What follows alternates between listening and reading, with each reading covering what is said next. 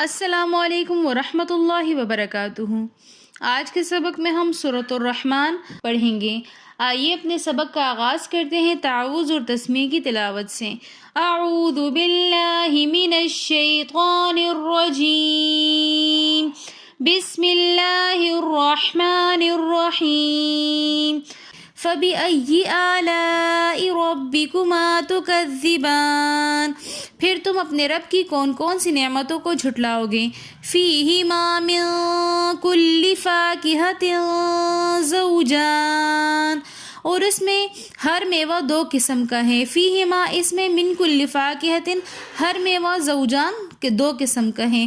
فَبِأَيِّ آلَاءِ رَبِّكُمَا تُكَذِّبَانِ، پھر تم اپنے رب کی کون کون سی نعمتوں کو جھٹلاؤ گے۔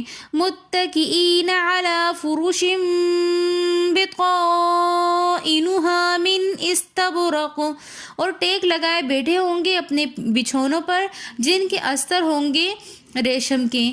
وجن الجنتین دان، اور ان باغوں کا میوہ جھک رہا ہوگا۔ فَبِأَيِّ آلَاءِ رَبِّكُمَا تُكَذِّبَانِ، پھر تم اپنے رب کی کون کون سی نعمتوں کو جھٹلاؤ گے۔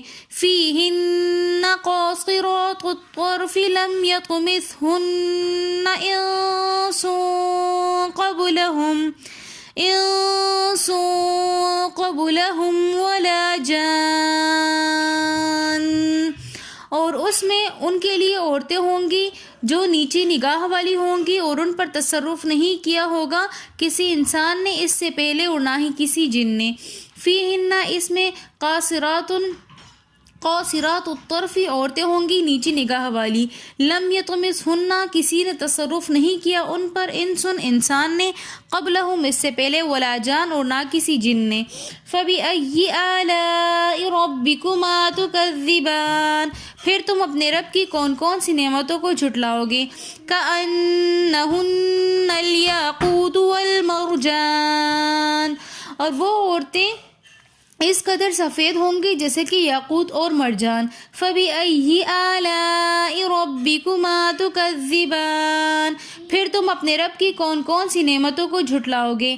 هَلْ جَزَاءُ الْإِحْسَانِ إِلَّا الْإِحْسَانُ، کیا ہی بدلہ ہے نیکی کا مگر نیکی۔